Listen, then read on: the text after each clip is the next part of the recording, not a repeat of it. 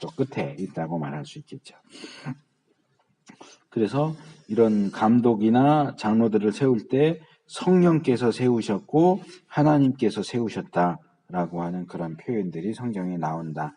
271페이지 첫째 단에 나오고요.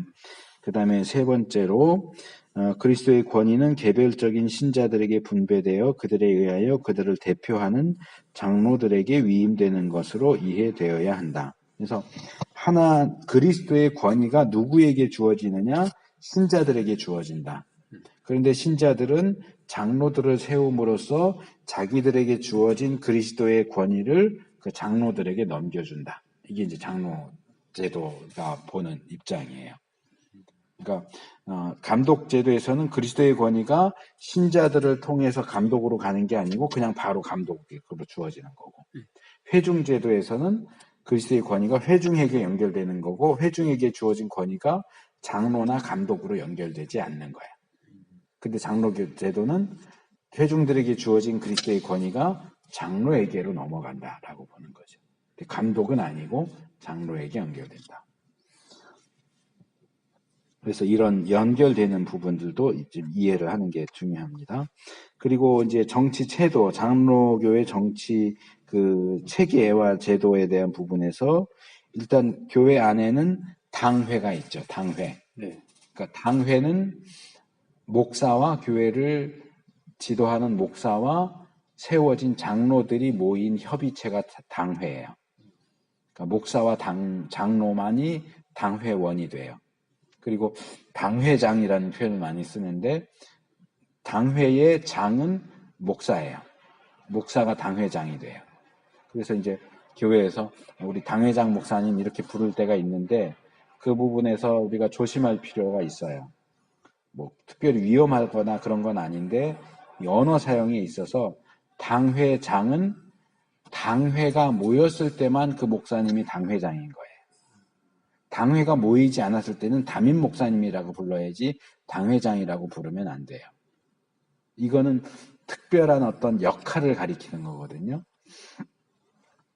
이제 뭐 요즘은 모르겠는데 우리가 중고등학교 다닐 때는 학교에서도 일주일에 한 번씩 자치회의 그런 거 했어요. 그래서 뭐 HR 뭐 그렇게 해가지고 뭐 반장 뽑고 회의해갖고 뭐 어떻게 할까 뭐 그런 거 회의해갖고 이제 했던 적이 있었거든. 그래서 회의법도 배우고 교회에서도 학생부 안에서 회의하고 그러면 회의법 가르치고 이렇게 했었는데 그 회의법 가르치면 나오거든요.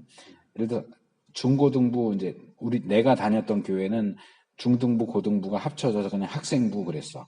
학생회 또는 학생부. 그러면 이제 보통 고등학교 2학년이 그래서 임원을 뽑으니까 회장, 부회장, 총무, 서기, 회계 뭐 이렇게 다 나오거든요. 회장이. 그럼 얘는 뽑힌 걔는 평소에는 그 학생회의 대표로서 회장이야.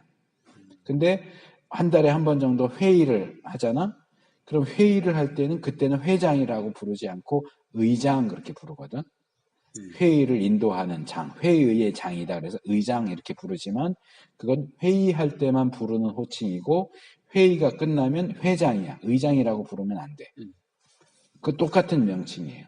당회장이라는 호칭은 당회가 모일 때만 사용하는 호칭이에요. 평소에 당회가 모이지 않는 평소에는 목사님을 당회장 이렇게 부르면 안 돼요.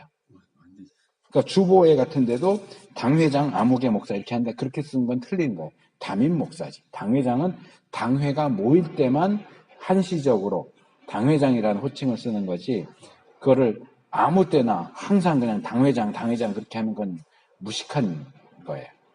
당회장이라는 호칭은 당회를 모일 때만 쓰는 호칭이에요. 담임 목사가 맞아요. 일반적으로 말할 때는. 그러니까 기도할 때도 우리 당회장 목사님 이렇게 하는 경우들이 있거든요. 그렇게 하면 안 되는 거예요.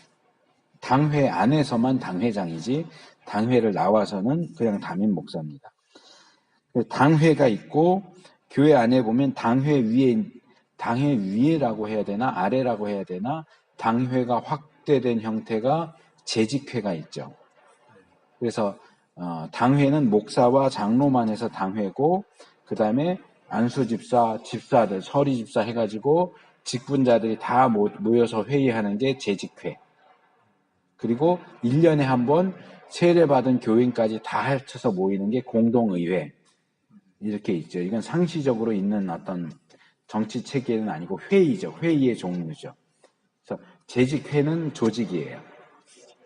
그러니까 목사, 장로, 권사, 안수집사, 서리집사까지 포함해서 교회 직원이라고 할 때 재직회. 목사와 장로만 해서 더 소규모로 들어가면 당회. 당회, 재직회. 그 다음에 그 위로 올라가면 노회. 노회, 아까 내가 설명을 잘못했네. 시찰회 위에 대회라고 그랬는데 시찰회 위에 노회, 노회 위에 대회, 대회 위에 총회예요. 근데 대회는 우리가 잘 안 모이기 때문에. 그래서 교회 안에는 당회, 재직회가 있고 이 교회들이 몇 개가 모이면 시찰회가 되고 시찰회가 여러 개 모여서 노회가 되고 노회 위에 대회라는 게 원래 있는데 우리는 안 모여요. 그리고 대회가 모이면 총회가 되는 거예요. 그래서 여기 노회도 나오고 대회도 있고 총회도 있고 설명이 다 나와 있는데 그런 개념으로 그냥 이해하시면 돼요. 그런 식으로 정치 체계가 되어 있다. 그러니까 교회로 놓고 보면 당회, 당회 위에 노회, 노회 위에 대회, 대회 위에 총회 이렇게 사다리처럼 되어 있는 것을 볼 수 있습니다. 그리고 노회는 다른 노회에 대해서는 권한이 없어요. 노회 안에서만 권한이 있고 다른 노회에 대해서는 이래라 저래라 할 수가 없어요. 그 노회를 다루는 건 총회에서 하는 거지.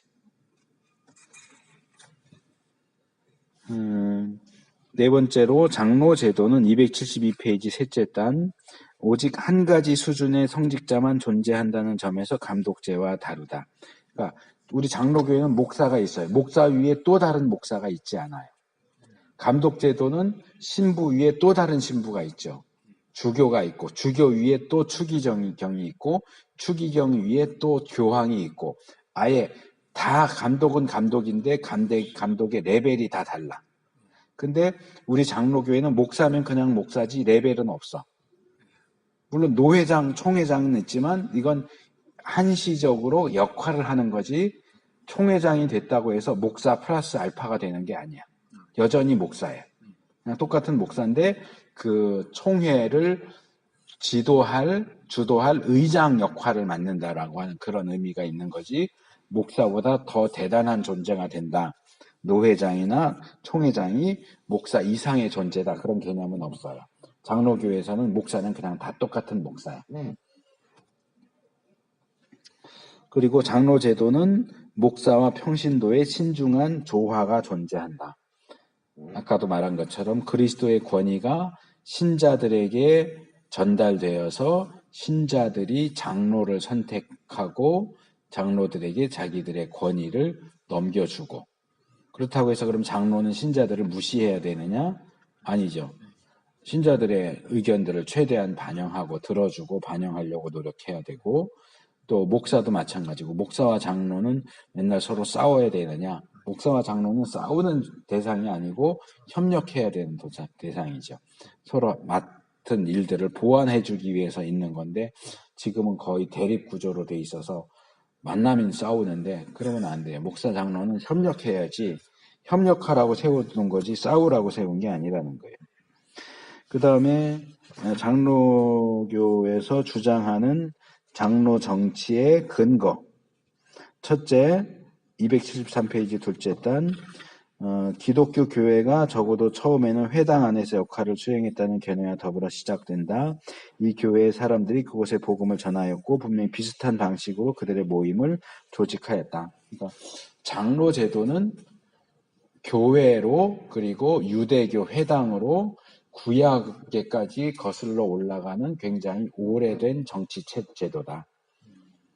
그러니까 우리 장로 제도는 굉장히 역사 깊은 구약에까지 거슬러 올라갈 수 있는 그러한 정치 제도다라고 하는 주장을 하고요.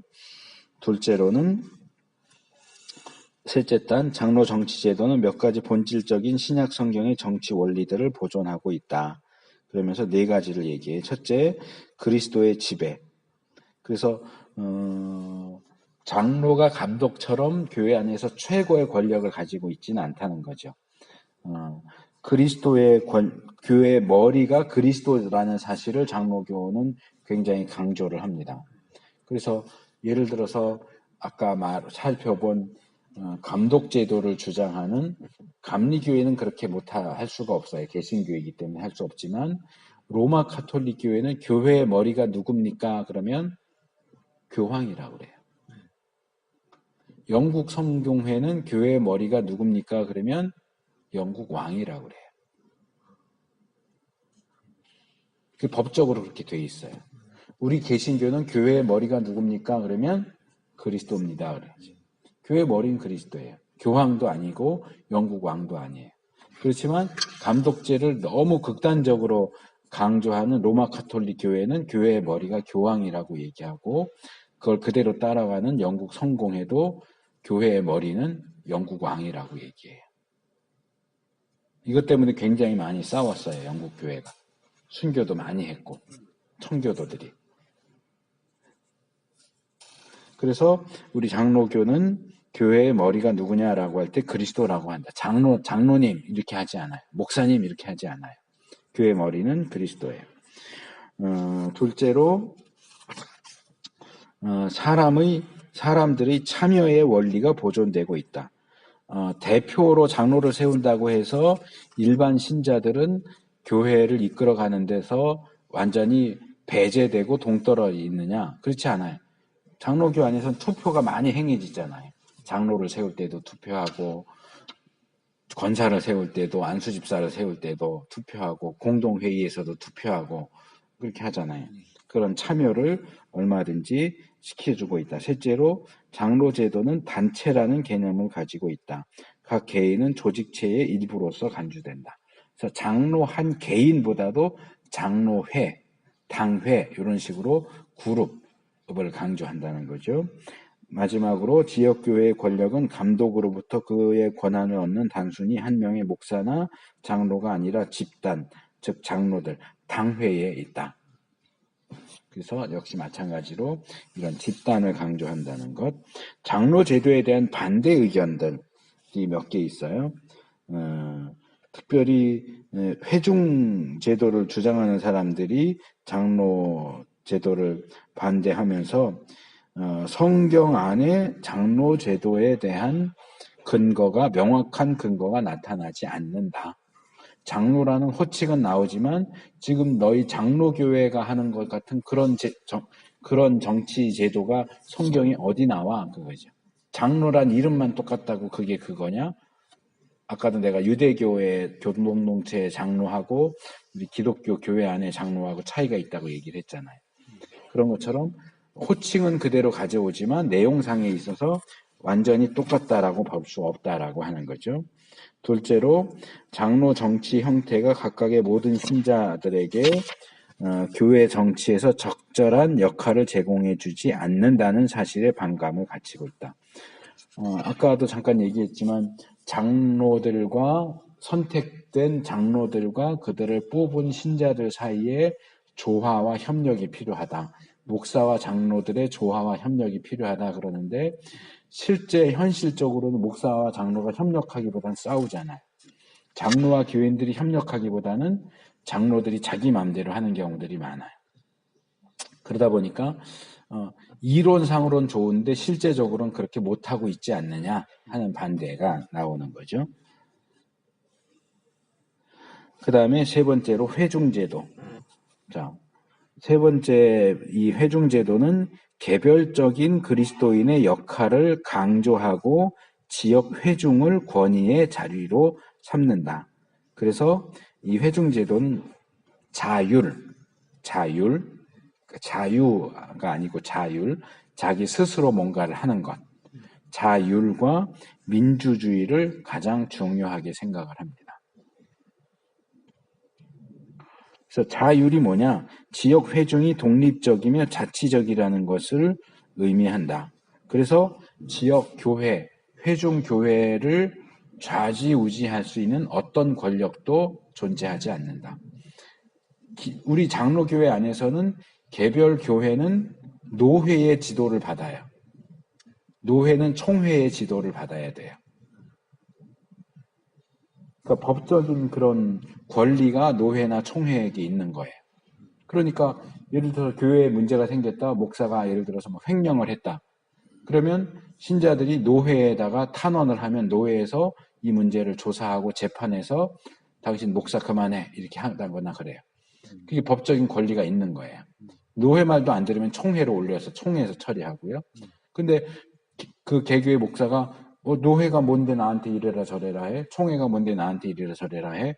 나는 그냥 계속 내 마음대로 할 거야. 이렇게 할 수가 없어요. 장로교회에서는. 이 위에 한 단계 위에 법적인 그런 권한을 가지고 있는 그 위에 있는 존재가 있어요. 근데 회중교회는 그걸 인정을 안 하는 거예요. 다른 교회가 또는 그 더보다 더 상위 어떤 존재가 이 회중에 대해서 이래라 저래라 이거 하면 안 돼 이거 해 이렇게 하는 것 받아들일 수 없다는 거죠. 왜 우리가 알아서 다 할 건데 자율과 민주주의에 따라서 알아서 할 건데 누구도 우리한테 이래라 저래라 할 수 없어 하는 게 자율 개념이고요. 민주주의 개념은 지역 회중의 모든 회원이 그것의 관심사에 한 목소리를 갖고 있음을 의미한다. 그러니까 민주적으로 하자는 거죠. 쉽게 말해서. 뭐 사람들이 원하면 하고 원하지 않으면 하고 그거 민주주의와 투표를 가지고 하지 목사 한 사람이 이거 하자 또 장로들 몇몇이서 이거 하자 또는 하지 말자 그렇게 하는 건 말이 안 된다는 거죠. 회중이 원해야 하는 거지. 그 회중 전체, 그러니까 민주주의가 말하는 것처럼 민이 주가 되는 게 민주주의잖아요.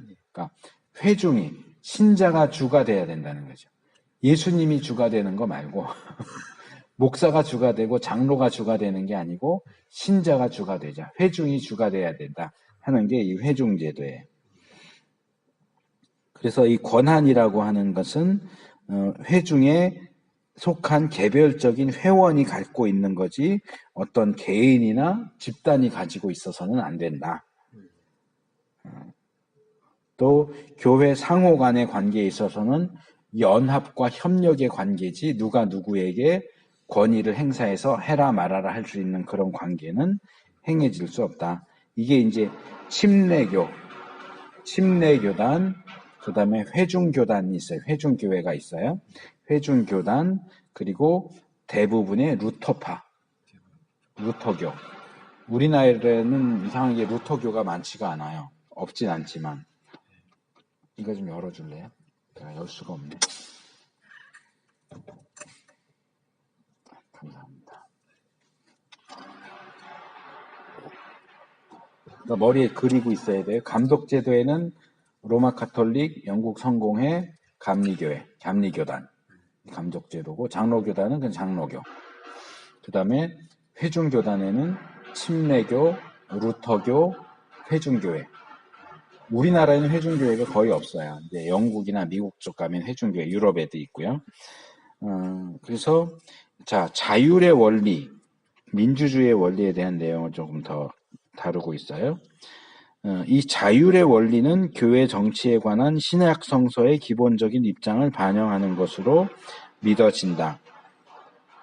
그래서 교회에 보면 각각의 교회들이 있고 교회들이 알아서 어떤 일들을 처리하지 뭐 예루살렘 교회가 이렇게 이방인 구원과 관련해서 예루살렘 공의회를 모여서 뭐 이렇게 저렇게 얘기를 한 적은 있지만 그것을 꼭 예루살렘 교회가 다른 교회보다 위에 있다 이렇게 보지는 않는 거예요. 그냥 예루살렘 교회가 첫 번째 교회니까 이제 어머니 교회로서 어떤 지도하는 정도 수준이지 예루살렘 교회가 다른 교회보다 위에서 뭔가를 명령하고 이러는 것은 아니고 각 교회의 문제는 각각 교회와 각각의 회중이 알아서 처리할 수 있어야 된다. 이게 이제 자율에 대한 얘기고요. 두 번째로는 각 지역 교회가 자치적이다. 그래서 각각의 회중이 자기의 목사를 청하고 예산을 결정한다. 그러니까 목사를 누구를 데리고 와야 될지 또는 예산을 어떻게 해야 될지는 자기가 알아서 하는 거지, 그걸 다른 보다 상위 집단이 이렇게 해 저렇게 해, 이 사람 목사를 데려오면 안 돼, 뭐 이런 식으로 이렇게 교회 재산을 어떻게 해라 뭐 이렇게 하는 거 하면은 안 된다고 하는 거죠. 그래서 다른 교회들과 교파의 관리들로부터 조언을 구할 수는 있지만 반드시 그 조언을 따라야 하는 것도 아니고, 그들을 회중이 뭔가를 결정했을 때 외부의 재가나 승인을 필요로 하지 않는다. 완전히 단독적인 그런 걸 가지고 있다는 거죠. 그래서 다른 집단, 다른 교회 또는 다른 집단 간의 관계에 있어서는 협력적인 제휴는 할 수 있지만 이것이 어떤 의무적인 거라든가 법적인 그런 거는 없다. 여기 몇 가지가 쭉 한 4가지 정도 얘기 나오는데 뭐 그건 그렇게 뭐 중요한 건 아니고,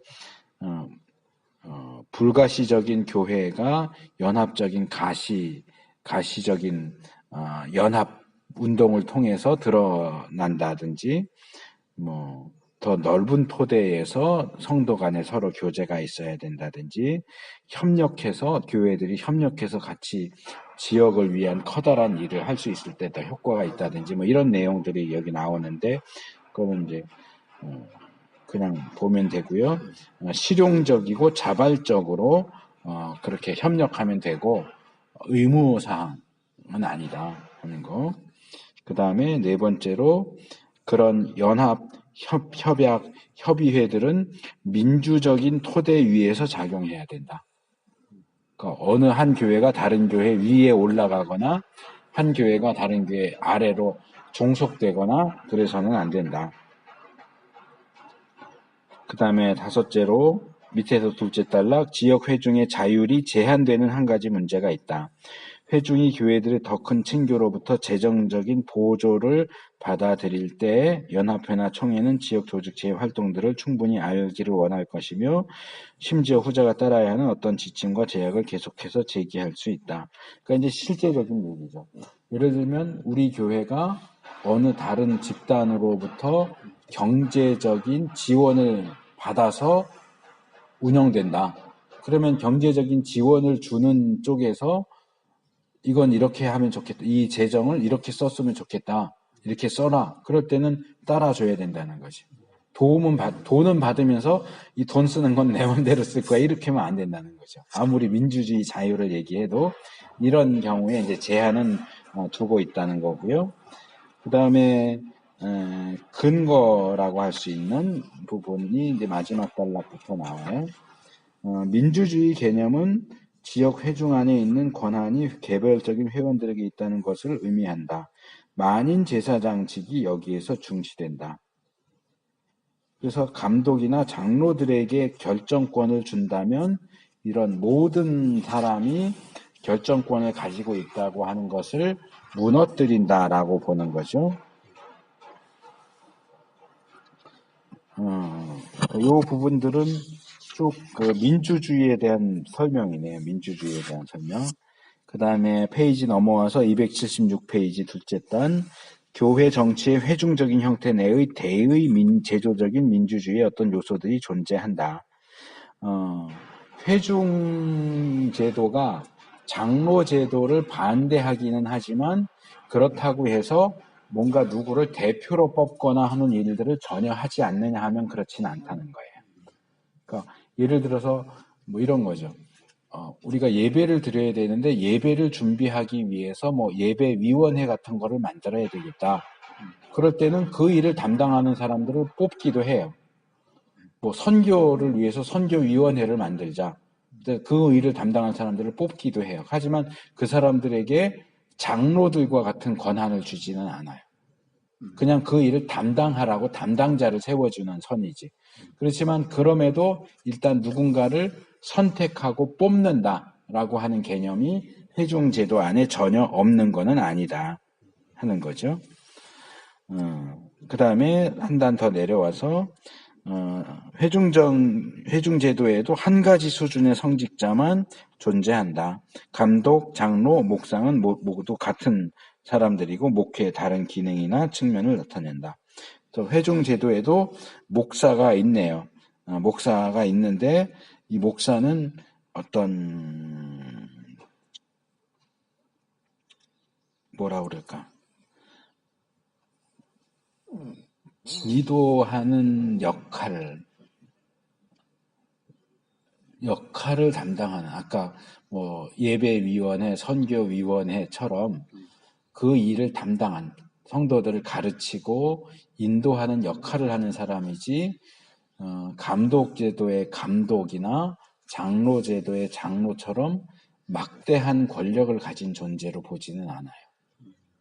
그러니까 이런 회중제도 안에서는 목사에 대해서도 그러죠. 우리 장로교 안에서는 담임 목사님 할 때 뭐라 그래요? 아무개 목사님, 아니면 성 불러서 뭐 김 목사님, 뭐 김준기 목사님, 뭐 목사님 이렇게 부르죠. 그런데 회중교회에서는 그렇게 안 불러요. 목사는 목사인데 형제 이렇게 불러요. 김준기 형제. 근데 직책일 뿐이야, 그거는. 그러니까 목사로서 어떤 대단한 그런 게 있는 게 아니고, 그거는 뭐 예를 들어 성가대 지휘자가 성가대 지휘하는 것처럼 목사가 설교를 하는 거야. 그러니까 그 목사이기 때문에 특별한 더 존경을 보여야 된다거나 목사님 이러면서 이렇게 할 필요가 없다는 거죠. 그러니까 이제 유럽 같은 데는 그 유럽의 그 문화적인 것 때문에도 더 그렇지만 목사들한테도 아무개 브라더 뭐 이렇게 불러요. 이게 회중교회 안에서 더 강하죠. 그러니까 우리 교회가 회중교회면 성도들이 나한테 목사님 이렇게 안 부르는 거야. 형제님. 좀 어렵죠. 이제 평신도들 안에도 그런 의미에서 집사를 세우기는 해요. 근데 집사도 어떤 권위적인 그런 게 아니고 섬기는 사람, 그러니까 이제 담당자 뭐 그 정도 수준에서 이해가 되는 거죠. 그다음에 회중제도에 대해서 몇 가지 논증들, 그러니까 근거들이죠. 회중제도가 올바르다라고 하는 거. 첫째, 사도행전에 나오는 초대 교회에는 전체 회중이 직분을 위해서 사람을 선택하고 정책을 결정했다. 그러니까 집사들을 뽑는 거 전체 회중이 했다고 그러지 않느냐. 그러니까 이제 회중이 그런 역할을 하는 게 맞다. 마띠아를 뽑는 것도, 집사를 선택하는 것도, 바울과 바나바를 파송하는 것도 전체 교회가 그 일을 감당했다는 것을 볼 때 그런 권세와 권력이 전체 회중에게 있다는 것이 맞다라고 이야기를 하죠. 둘째로 오른쪽 페이지 둘째 단, 예수님의 가르침은 감독제와 장로제 정치 조직들 속에서 발견되는 특별한 지도자들의 지위들과는 반대되는 것처럼 보일 것이다. 뭐 예를 들면 여기도 이제 성경 구절이 나오지만 너희 중에 아무도 아버지라고 불리지 마라, 선생이라고 불리지 마라, 너희는 다 형제다. 카톨릭에서는 신부를 아버지라고 부르거든요. 파파 이렇게 부르죠. 교황에 대해서도 그렇고 신부에 대해서도 그렇고. 네, 유대교에서도 랍비들을 그렇게 부르는 경우가 아마 있었던 것 같아요. 또 엘리사가 엘리야를 얘기할 때 아버지, 나의 아버지여 이렇게 부르는 경우들도 있죠. 그래서 너희는 다 형제다. 누구도 뭐 선생이다, 뭐 아버지다 이렇게 부르지 마라. 이런 걸 볼 때 모두가 평등한 형제 공동체, 그러니까 이제 회중 정치가 옳다라고 주장을 하는 거죠. 또 그 다음에 교회 징계와 관련된 예수님의 말씀을 보면 그런 징계하는 권한이 어떤 개인이나 일련의 지도자들이 아니라 교회라는 전체 집단, 그러니까 전체 회중에게 있는 것처럼 이야기하고 있는 것으로 보인다. 그 다음에 넷째, 278페이지, 바울의 서신들이 감독이나 장로들이 아니라 교회에게 써졌다. 그러니까 교회 전체 회중에게 보내진 거다. 그러니까 장로나 에베소 교회의 아무개 장로, 뭐 빌립보 교회의 아무개 목사, 이렇게 그들의 권한이 그렇게 대단하고 특출하다면 그렇게 보내야 되지 않겠느냐. 근데 그렇게 하지 않고 그냥 에베소 교회, 빌립보 교회 이렇게 한 거 보면 이 회중이 정치 체제의 중심이지 않았느냐. 그러니까 이 사람들의 주장도 완전히 엉터리는 아닌 거예요. 그러니까 감독제도도 근거를 보면 어느 정도 성경에 근거를 하고 있고, 장로제도도 마찬가지고, 회중제도도 그렇고, 성경이 어느 정도의 근거들이 나와 있어요. 그래서 확실히 이거라고 말은 안 하지만 이런 모습도 있고 저런 모습도 다 있기 때문에 교회 안에서 자기들이 선호하는 방식을 취해서 정치 제도를 취했던 왔던 거고, 그래서 우리가 성경이 어느 것 하나를 딱 지적해서 요거만 하고 다른 건 아니야 이렇게 하지 않기 때문에 여전히 여러 종류의 그 제도가 존재하는 거죠. 그 다음에 이제 여기에 대한 반대하는 내용들이 나오죠. 세 가지인데요. 첫째,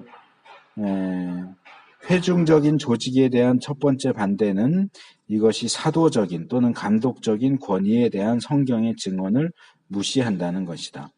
자, 사도들이 장로를 임명하죠. 바울이 장로들을 임명하고 디도에게도 같은 일을 해라. 이거 교회 지도자들을 반드시 회중이 선출한 것만은 아니다. 임명도 분명히 있다. 근데 왜 너희들은 그런 임명하는 부분에 대해서는 무시하고 선출한 것만 얘기하냐 하는 거죠. 둘째로 교회사 초기에 감독, 장로, 집사의 직무에 분리가 있었다. 그리고 감독들은 특별한 지위와 권위를 수여받았다. 아까도 제가 예를 들었던 것처럼 물론 형제라고 부르는 것도 좋긴 해요. 근데 외국 사람들의 정서에서는 별 문제가 없을지 모르겠지만 적어도 우리 한국의 정서에서는 목사님을 아무개 형제 이렇게 부르는 거는 참 받아들이기 좀 어려운 면이 있어요. 그렇죠? 그런 면에서 목사는 또 목사 나름대로의 어떤 특별한 위치, 아무리 만인 제사장이라 그래도 지난번에도 한번 지적했지만 만인 제사장이라고 하는 것을 루터가 얘기하면서 그러면서도 루터가 하나님이 교회의 유익을 위해서 특별히 목사들을 세우셨다. 목사들은 또 특별한 존재다라고도 얘기를 하는데 대부분 그거는 몰라요. 그런 말을 한 거는 모르고 만인제사장만 어디서 듣고 와가지고 목사나 나나 똑같다. 목사나 평신도나 똑같을 수가 없죠. 민주주의 하자고 그러는데 저는 거기에 대해서 별로 좋게 생각하지 않아요. 교회의 중요한 문제를 결정하는데 목사도 한 표, 교회 나온 지 6개월 안 된 사람도 한 표, 이게 돼? 올바른 얘기예요? 그럴 수 없거든요. 같은 한 표가 될 수가 없어요. 하나님의 뜻인 말씀을 보면서 이게 무슨 뜻인가 얘기할 때 성경을 전문적으로 연구한 목사도 똑같이 한 표고 성경 읽어본 적도 없는 사람이 똑같이 한 표, 이게 말이 되냐고요. 그래서 이런 부분에 있어서 이 회중 제도는 상당한 또 문제점을 가지고 있다라고 말할 수 있겠죠. 마지막으로 바울의 편지들이 전체 회중에게 전달된 것은 맞지만 요한계시록 같은 경우 요한이 7 교회들에게 보내는 편지는 7 교회의 사자들에게 보낸다라고 얘기하는데 그 사자가 누구겠느냐? 장로들이나 감독들 아니겠느냐? 그래서 이 성경에는 여러 가지 내용들이 다 나와요. 그러니까 그런 것들을 조화롭게 봐야지 어느 하나에만 꽂혀서 분명히 그것과 다른 내용들이 나오는데도 불구하고 그걸 무시하면서 자기 주장만 하면 안 돼요. 그래서 그런 것들을 조화롭게 보는 게 굉장히 중요합니다. 그 다음에 무정치. 무정치는 교회의 정치가 뭐가 필요하냐? 정치 필요 없어 하는 그런 입장이에요. 그러니까 정치가 필요 없어라기보다는 좀 더 엄밀하게 말하면 교회의 특별한 정치 체계를 끌어올 필요가 없어. 정치가 필요 없어는 아니죠. 정치는 두 사람만 모여도 정치가 필요하거든요. 그래서 모든 것이 정치다 뭐 그런 얘기들도 얘기를 하는데 두 사람, 세 사람만 모여도 뭘 어떻게 할까? 우리가 밥을 먹을까 말까? 밥을 먹을까? 뭐 빵을 먹을까? 밥을 먹으려면 짜장면을 먹을까? 뭐 밥을 먹을까? 뭐 이거 정할 때도 이야기하고 결정하고 나가서 먹을까? 여기서 시켜서 먹을까? 이것도 사실은 다 정치거든요. 그러니까 우리는 정치에 대해서 일반적으로 굉장히 한국 사람들은 더군다나 부정적인 입장을 취하지만 원론적인 측면에서 말하면 사실은 혼자 살면 정치가 필요 없어. 근데 두 사람 이상 모이면 정치가 필요해. 조율을 위해서. 그 조율해가는 과정이 사실은 정치거든요. 그래서 교회에 정치가 필요 없다라고 말하는 건 사실 말이 안 되지만 감독제나 장로제나 회중제나 그런 특정한 정치 제도를 굳이 취할 필요가 있겠느냐라는 게 무정치의 입장이에요. 그래서 퀘이커 god교도 플리머스 형제단, 아까 내가 얘기한 우리나라의 무교회주의 함석헌 씨나 김교신 씨 같은 분들, 일본의 우찌무라 간조 이런 사람들이 이런 무정치를 입장을 취합니다. 그래서 교회가 구체적이거나 가시적인 형태를 띌 필요성을 가지고 있다는 것을 부인한다. 그래서 모든 정치적인 구조를 사실상 제거해버렸다. 그들은 성령의 내적인 역사를 강조한다. 그러니까 예배도 순서가 없어. 우리 이제 순서 정하잖아요. 순서 정해서 주보해서 뭐 묵상기도부터 해서 성경 봉독, 사도신경, 성경 봉독, 찬송, 뭐 설교 뭐 이렇게 하는데 이런 데는 그게 없어. 성령의 내적 조명만 중요해. 그러니까 예배 시간이면은 여긴 목사도 없고 진짜 회중교회까지는 목사가 있지만 여기는 목사가 없어요. 그냥 다 선생이야. 그래서 예배 시간 되면 모여요. 이렇게 여기 모여서 이렇게 앉아가지고 기도해. 기도하다가 성령님이 너 대표 기도해 하고 마음의 감동이 주면 그 사람이 일어나서 대표 기도해. 순서도 상관없어. 아무 때든지. 성령님이 야 너 오늘 설교해 그리고 감동을 주시면 그 사람이 일어나서 설교하는 거야. 이런 형식이야. 형식도 절차도 다 필요 없어. 교회 제도에서만 정치가 없는 게 아니고 모든 면에 있어서 없어요. 그게. 그래서 성령님은 조직이나 제도들을 통해서보다는 직접적인 방식으로 개개의 신자들을 인도하고 영향력을 발휘한다. 그래서 퀘이커에서는 내적인 빛을 강조합니다. 그 기독교 순교 사화라는 책이 있어요. 그 신구약 중간 시대부터 해가지고 하나님을 믿는 사람들이 어떤 핍박과 박해를 받아왔는가, 종교개혁 시대에 이르기까지 그런 내용들을 쓴 조지 폭스라고 하는 사람이 쓴, 이거는 뭐 거의 필독서라고 할 수 있는 건데, 기독교 순교 사화, 그러니까 기독교 순교 역사를 쓴 책이에요. 생명의 말씀에서 나온 책인데, 순교 사화. 이 책을 쓴 이 조지 폭스가 퀘이커 교도예요. 그러니까 기독교에서 볼 때는 비주류인 거지.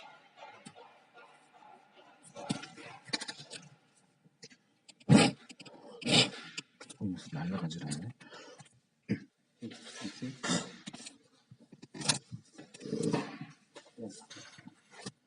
뭐지? 벌인가? 죽을 것 같은데. 그래서 지역 집단들에서는 어떤 책임을 가지고 있는 장로나 감독들이 있을 수 있다. 모임의 행동의 방향들을 결정하기 위하여 개최된다. 그러나 어떤 투표도 도무지 이루어지지 않는다. 대신에 결정들은 성령이 가져오시는 상호 합의에서 이루어진다. 그래서 만장일치죠, 말하자면. 투표와 같은 거 안 해요. 성령님이 신자들의 마음을 다 움직이셔서 합시다 그러면 같이 하는 거고, 다 합시다 그러면 하고, 한 사람이라도 반대가 있으면, 물론 무슨 신라시대 화백제도처럼 만장일치야. 성령님이 인도하신다면 반대가 있을 수 없잖아. 그러니까 그것을 투표해갖고 뭐 찬성 몇 명, 반대 몇 명 이런 식으로 하는 것은 성령의 인도하심을 무시하는 것이다. 뭐 이런 식의 이제 생각을 가지고 있는 거죠. 플리머스 형제단은 사실상 무형교회를 무시한다. 교회가 1차적으로 모든 참된 신자들로 구성되는 불가시적인 형태로서 지상에 존재한다고 주장한다. 따라서 자체로서의 특정한 공직들을 포함하는 조직은 필요하지 않다. 성령의 통솔이 다스리는 힘이다. 그래서 성령님이 직접 인도하시고 가르치신다. 그러니까 조직도 필요 없고 절차도 필요 없고 순서도 필요 없고 민주주의 이런 것도 다 필요 없고 감독제도 이런 것도 필요 없고 근데 이거는 이제 성령의 인도하심에 관심을 갖는 것은 칭찬해 줄 만한 일이긴 하지만 오늘날은 너무 또 무관심하잖아요. 무감각하잖아. 그래서 어떤 분이 얘기하기를 토요일날 저녁에 하나님이 죽으셔도 주일날 교회들의 예배는 아무 문제 없이 진행될 거다 그렇게 얘기해요. 우리가 정말 하나님과 밀접한 관계를 가지고 있다면 하나님이 돌아가시면 교회에 난리가 나야지. 나라의 대통령이 죽으면 난리 나잖아 금방. 계엄 들어가잖아요. 그처럼 하나님이 돌아가시면 기독 교회가 난리가 나야 되는데 하나님 돌아가셔도 까딱없어. 왜? 그동안도 하나님하고 아무 상관없이 진행되어 왔으니까. 그러니까 그런 점에서 교회가 성령의 인도하심에 민감해야 된다라는 부분을 강조하는 것은 좋다. 그런데 조금 너무 멀리 갔다. 여기 이런 표현이 나오죠. 비실제적인 이상. 실제적으로는 불가능한 어떤 이상적인 얘기를 하는 거지. 무교회주의에 대해서 그래서 이렇게 비판을 하는 거예요. 그 우찌무라 간조 영향을 받은 김교신 선생이나 함석헌 선생이 이제 우리나라에서 무교회주의를 주장을 한단 말이에요. 교회 필요 없어. 근데 교회 필요 없어 하는 사람들이 자기들끼리 또 모여요.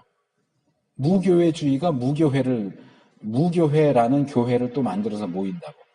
그럼 무교회주의가 말이 안 되잖아요. 교회 필요 없어 그러면은 자기들도 교회로 모이면 안 되는데 교회 필요 없어 그러면서 자기들은 또 교회로 모인다고 자기들끼리. 그 자체가 말이 안 되는 거죠. 그래서 이상적인 주장이긴 하지만 너무 이상적이기 때문에 받아들이기는 어렵다.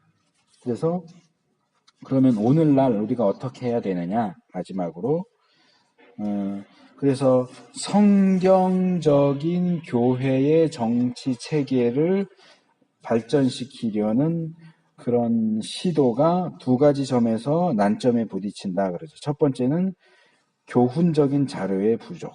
그러니까 교회는 이런 정치 체제로 해야 된다 하는 내용이 성경에 나오질 않는다는 거예요.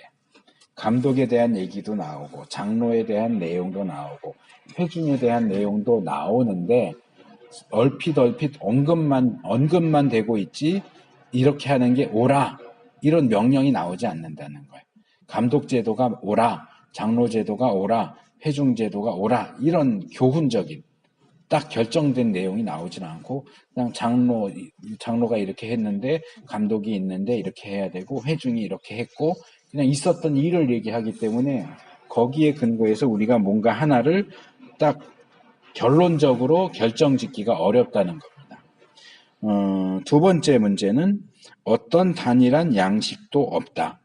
그러니까 성경에 보면 이제 신약 성경에 보면 장로들이 중심되는 교회도 있는 것 같고 감독이 좀 강력하게 일하는 교회도 있는 것 같고 회중이 좀 주도적으로 하는 교회도 있는 것 같고 이런 여러 모습들이 다 나타나고 있지 어떤 한 개만 주도적으로 나오질 않는다는 거예요.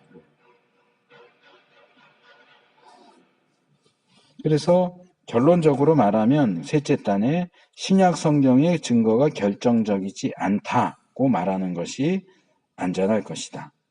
그리고 폭넓은 다양성이 있었을 수도 있다. 그러니까 실제로 신약 교회 안에 감독 제도적인 교회도 있었던 것 같고 장로 제도적인 교회도 있었던 것 같고 회중적인 교회도 있었던 것 같다. 다양하게 존재했기 때문에 우리가 초대교회는 감독제야, 초대교회는 장로제야, 초대교회는 회중제야 이렇게 딱 잘라서 말할 수가 없다는 거예요. 그러니까 그런 이유 중에 하나는 거기 넷째 단에 교회가 막 생겨나게 되었다는 사실을 명심해야 한다.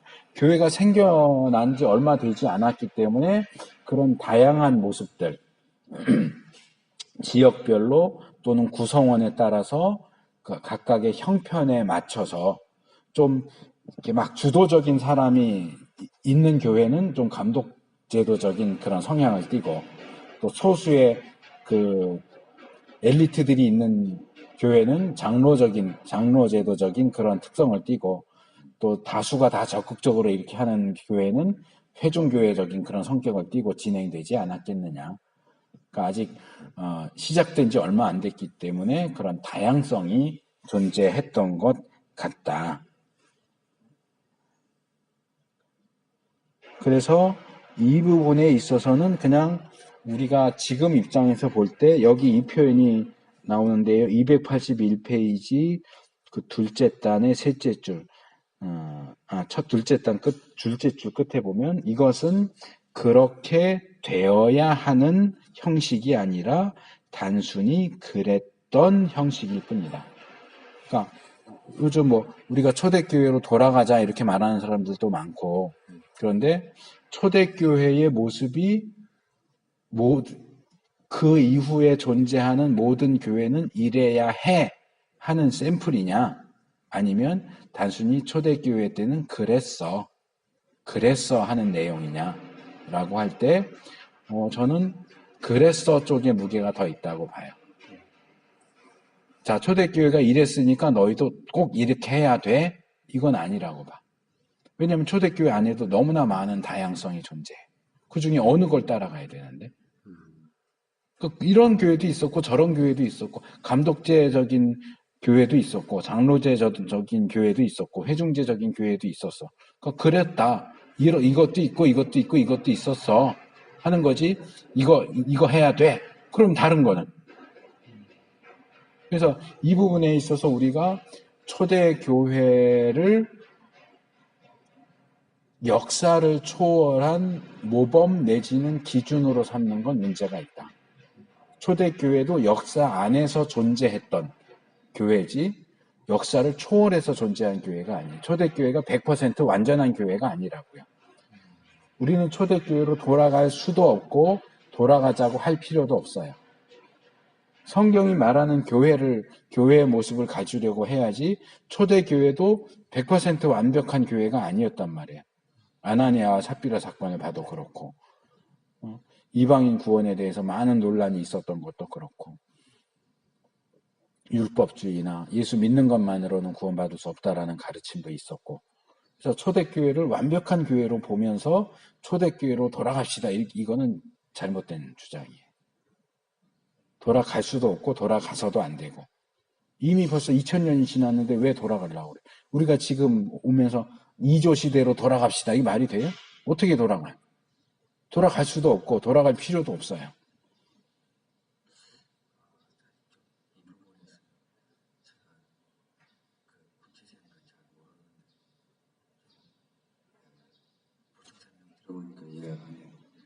내가 잘못 알고 있었는데. 네, 많은 분들이 초대교회로 돌아가자 이거 굉장히 많이 쓰는데 그거 잘못된 거예요. 돌아갈 수도 없고 돌아갈 필요도 없어요. 그냥 역사 속에 존재했던 교회죠. 그러니까 그게 우리에게 어떤 샘플이 될 수는 있어요.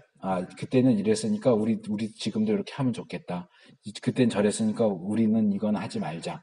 이런 샘플은 될 수 있지만 우리가 초대교회로 가자, 초대교회로 돌아가자. 아니요, 그건 아니에요.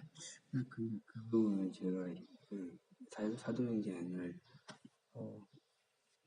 권해본 거는 이제 그 목사님 설명을 듣는 것처럼 그냥 성령 운동 이거 한 가지로 그냥 그런 마음에서 그거를 이렇게 말을 했는데 이렇게 폭넓게 크게 봐야겠네. 좁게 보니까 그렇게. 네. 그래서 좁게 보면 안 돼요.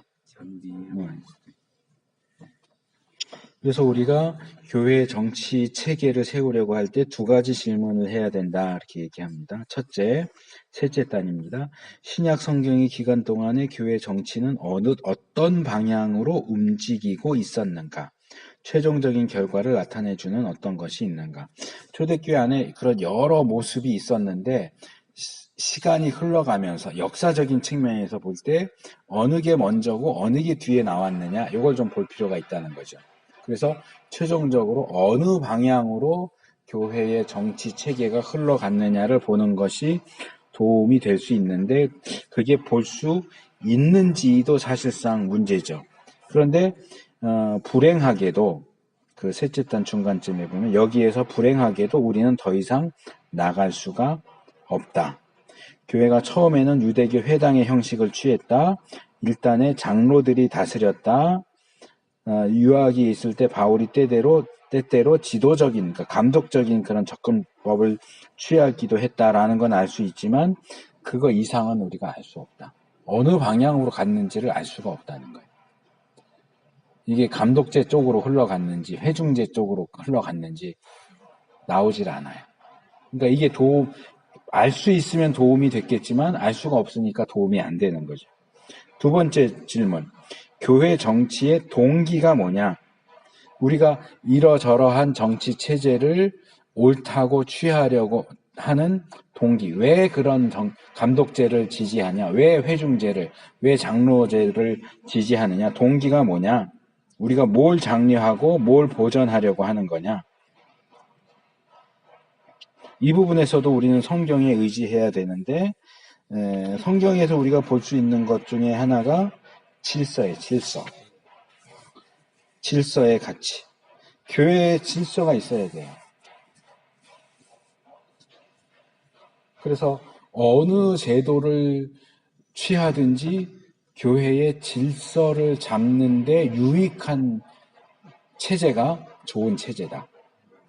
교회를 복잡하게 만들고 위아래도 없고 좌우도 분별이 안 되게 만드는 체제라면 버려야 된다.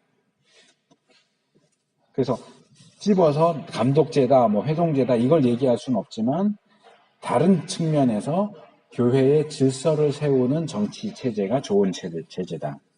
둘째로 만인 제사장직. 어떤 특정한 몇몇 사람에게만 역할이나 권력이 집중되는 것이 아니라 다수의 신자들이 다 하나님과의 관계 속에서 적극적으로 신앙생활할 수 있도록 도와주는 그런 제도가 좋은 제도다.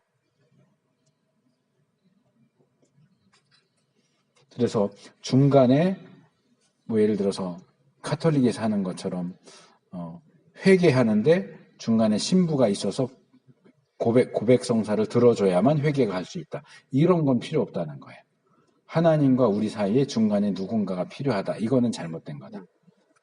우리가 말씀을 읽는데 그냥 말씀 읽으면 안 되고 중간에 꼭 누가 끼어 들어가야 말씀을 읽을 수 있고 기도하는데 중간에 꼭 누가 끼어야만 기도할 수 있고 이런 건 아니다. 그렇게 이미 예수님을 통해서 하나님과 우리와의 그 관계가 직접적인 관계가 형성됐는데 거기 중간에 누군가를 끼워 넣는 방식의 정치 체제는 바람직하지 않다. 이렇게 보면 또 회중제도 쪽을 지지하는 것처럼 보이지만 꼭 그렇지는 않아요. 그 다음에 셋째로 각 사람들이 전체 몸에서 중요하다는 개념. 은사와 지체와 일치 이런 것들. 근데 두 번째, 이 세 번째하고 연결시켜서 말한다면 자, 우리가 말씀을 읽을 수 있죠.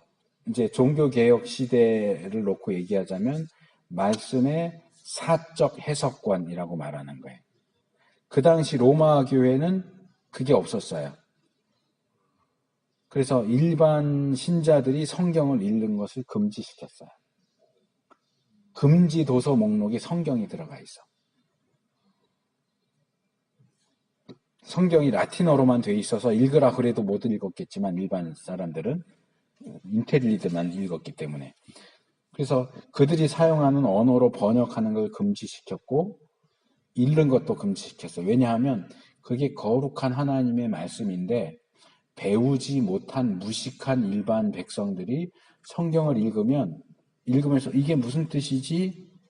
이게 잘 모르겠는데 그러면 자기도 모르게 해석을 한다는 거예요. 그래서 성경을 거룩한 하나님의 말씀을 마음대로 잘못 해석하는 일이 없게 하기 위해서 성경을 못 읽게 했어요.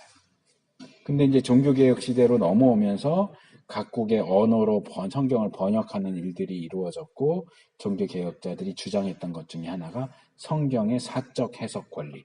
모든 신자들은 개인이 성경을 읽고 해석할 수 있는 권리를 가진다. 근데 거기에 또 하나가 붙은 게 있어요. 그건 뭐냐 하면 성경을 사적으로 읽고 해석할 수 있는 권리에는 성경을 올바르게 해석해야 하는 책임이 따른다. 그냥 내가 읽고 싶은 대로 읽고 내가 해석하고 싶은 대로 해석하고 내가 말하고 싶은 대로 말할 거면 당신은 그럴 권리가 없어. 그럴 거면 읽지 마. 근데 이 부분도 오늘날 한국 교회 안에서 사적 해석의 권리, 용어 자체도 많이 이야기되진 않지만, 아니 신자가 성경을 개인이 성경 읽는 거 뭐가 문제가 있어? 개인이 읽는 것에 대해서는 굉장히 강조하지만 그 성경을 제대로 읽는 것에 대한 강조가 안 된단 말이에요. 그러니까 엉터리를 읽고 엉뚱한 소리 해. 그거 틀렸다 그러면 내가 은혜 받았는데 뭐 어떠냐고 해. 틀렸는데 은혜 받은 게 무슨 소용이 있어? 틀린 것에 은혜 받으면. 그거는 잘못 해석해버리면 위기적인 게 있고 합리화시키려고 하는 엉터리로 나가버려. 그래서 하나님 앞에 나아가는 것, 기도하는 것, 말씀을 읽는 것, 그거 다 개인이 할 수 있어야 하지만 개인이 그것들을 제대로 할 수 있기 위해서는 하나님이 세워주신 지도자들을 통해서, 교사들을 통해서 지도를 받는 게 필요하다는 거예요. 그렇지 않으면 하나님이 왜 목사를 세웠겠어? 왜 장로를 세웠겠어? 그 지도 필요 없고 난 내가 하고 싶은 대로 할 거야. 그러면 이건 자유가 아니고 방종이 되버리죠. 그러니까 방종을 하게 되면 질서에 문제가 생기죠. 그래서 이런 것들이 같이 조합이 되어서 이런 것들을 잘 살려줄 수 있는 것이 그런 정치 체제가 선택이 되어야 한다. 근데 사실은 더 나아질 거는 없어요. 여기서 더 나올 거는 없어요. 감독제도, 장로제도, 회중제도, 이거 세 개가 인간 역사 속에서, 교회 역사뿐만 아니라 인간 역사 속에서 늘 있어 왔던 이 세 개의 정치 체제예요. 그래서 기독교 안에서만 아니라 일반적으로도 이 정체를 세 가지로 얘기해요. 왕정, 귀족정, 민주정이에요. 그러니까 감독제도는 왕정에 해당되는 거고, 장로제도는 귀족정에 해당되는 거고, 회중제도가 민주주의에 해당되는 거예요. 그래서 왕정, 귀족정, 민주정 외에는 다른 정치 체제가 없어요. 그런데 이게 그 제도가 잘 진행되었을 때는 어느 게 제일 좋은 제도냐? 그것이 나쁘게 악용됐을 땐 어느 게 제일 나빠지느냐? 라고 말할 때 일반적으로 그렇게 얘기를 해요. 순서대로 얘기할게요. 왕정, 귀족정, 민주정. 요게 잘 될 때의 순서예요. 그 정치 체제가 정말 아주 잘 진행될 때 가장 좋은 효과를 가져오는 정치 제도는 왕정이에요. 세종대왕 생각하면 될 거예요. 좋은 사람이 왕이 됐을 때 백성들 다 행복하고 가장 좋은 세상이 돼. 왕정이 그 제도가 잘 활용되었을 때 제일 좋은 많은 효과를 가져오는 제도는 왕정이에요. 그 다음이 귀족정이고요. 제일 잘 활용돼도 고만고만한 게 민주정이에요. 민주정이 3등이야. 셋 중에 3등. 1등은 왕정, 2등이 귀족정, 3등이 민주정이야. 그런데 왜 현대 세계는 민주주의가 제일 좋다고 그럴까? 잘 돼봐야 꼴등인데. 그 다음이 있어요. 그러면 이 제도들이 악용됐을 때 순서는 어떠냐? 똑같아요. 악용됐을 때의 제일 나쁜 거 왕정. 폭군이죠. 폭군 정치. 두 번째가 귀족정이에요.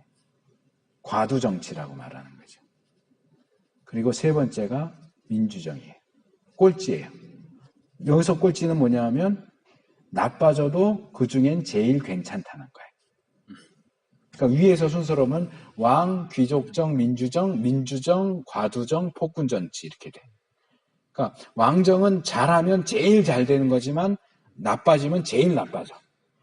극과 극이 너무 심해. 귀족 정치는 잘해도 중간이고 나빠져도 중간이야. 민주 정치는 잘해도 꼴등인데 나빠져도 제일 적게 나빠져. 그래서 정치를 얘기하는 사람들이 얘기하는 그게 현대 국가들이 민주 정치를 선택하는 이유는 바로 그거다. 왜? 나빠져도 그거보다 더 나빠지지 않아. 민주제도는. 우중 정치라고 하죠. 나빠지면. 그래서 왕정, 귀족정, 민주정, 우중 정치, 과두 정치, 폭군 정치 이렇게 얘기하죠. 그러니까 나빠졌을 가능성을 생각할 때 그게 제일 나아. 민주 정치가. 좋아져도 고만고만하지만 나빠져도 고만고만이야. 위험 부담이 적다는 얘기예요. 왕정은 잘 되면 좋은데 로또야 로또. 맞으면 대박인데 거의 안 맞아.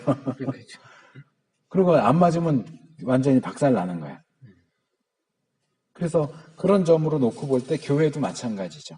감독 정치가 정말 성경적인 정신에 의해서 가장 잘 운영된다 그러면 감독 정치가 제일 좋은 정치 체제일 수 있어요.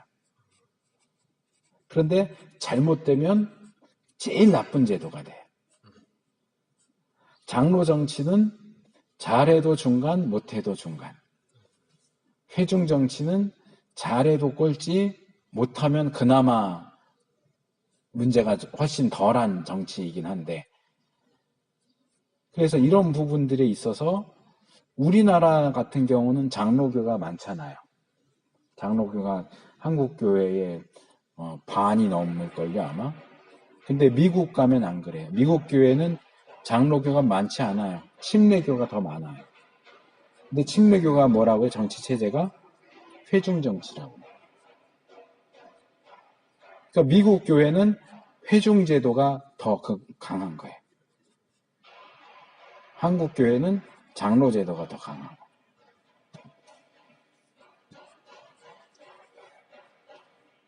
그래서 여러 가지 측면을 놓고 볼 때 어쩔 수 없이 교회들은 이 세 개의 정치 체제, 무정치는 그건 아니고요. 감독 체제, 장로 체제, 회중 체제 사이에서 어딘가에 위치해야 되는데 어디다라고 딱 집어서 결정을 내리기는 어려워요. 중요한 거는 아까 감독 제도에 대한 비판에서 얘기했지만 직분이 문제가 아니고 사람이 중요하다 그랬잖아요. 마찬가지로 정치 체제가 문제가 아니고 사람이 중요해. 어느 체제이든 간에 그것을 지도하고 운영하는 사람이 좋아야 효과가 있지. 아무리 좋은 체계를 선택을 해도 사람이 나쁘면 망하는 거예요. 그래서 사실 결론을 내리기는 힘들어요. 어느 정치 체제가 좋다, 나쁘다라고 말하기가 어렵고 다 어느 정도의 요소들은 우리가 다 받아들여야만 하는 부분들이고 그래서 여기 제일 마지막 단락을 좀 보죠. 아주 큰 교회에서는 마없는 회원들이 문제들과 직분의 후보자들에 대해 박식하게 결정을 내리기 위한 충분한 지식을 갖지 못할 수도 있다. 대규모의 회중적인 모임들은 비현실적인 수도 있다. 그러나 심지어 이런 상황에서도 선택된 종복들은 그들이 전체 조직에 대해 책임을 져야 한다는 사실을 여전히 염두에 두고 있어야 한다. 둘째, 훈련되고 유능한 평신도 지도자가 없는 미성숙한 그리스도인들의 집단에서 목사는 보통의 사례보다는 좀 더 주도권을 가져야 할 필요가 있을 수도 있다. 그러나 그는 회중이 점차로 교회 업무에 관계를 갖게 될 수 있도록 회중을 교육하고 강화하기 위하여 끊임없이 일해야 된다. 그러니까 이건 뭐냐면 그때그때 달라요 이거예요. 말하자면. 그러니까 성도들의 수준이 높으면 회중 체제를 취해도 괜찮아요. 성도들의 수준이 낮으면 감독제가 더 좋을 수 있다. 그러니까 초기 상태는 좀 누군가가 확 이끌고 가는 감독제로 시작을 해서 시간이 흐를수록 성도들이 성숙하고 잘하면 그 중에 괜찮은 사람들을 대표로 뽑아서 장로제 쪽으로 가고 전반적인 성도들이 다 수준이 높아지면 회중제 쪽으로 갈 수 있다. 그러니까 전반적인 흐름은 그래요. 점점 민주화되는 쪽이에요. 왕정에서 민주정 쪽으로 흘러가요. 그래서 먼저 목사들이 잘 준비하고 교회를 잘 지도할 필요가 있고, 그러나 성도들을 우민정책해서 무조건 순종해, 무조건 따라와 그러면 안 되고, 성도들이 점차로 성숙해서 조금씩 교회의 그 역할들과 일들을 감당할 수 있도록 준비시켜주고, 준비된 사람들을 장로들로 세우고, 또 나중에는 회중들이 한마음 한뜻이 돼서 성경적인 방식으로 신앙생활을 하고 교회를 이끌어 갈 수 있도록 성도들의 수준을 이끌어 올리는 역할을 목사가 감당을 해야 된다. 그래서 상황에 따라 수준에 따라서 정치 체제는 조금씩 변화될 수 있고, 그러나 모두가 성숙해지는 쪽으로 방향을 잡아야 된다. 그런 정도로 요약을 할 수 있을 것 같습니다.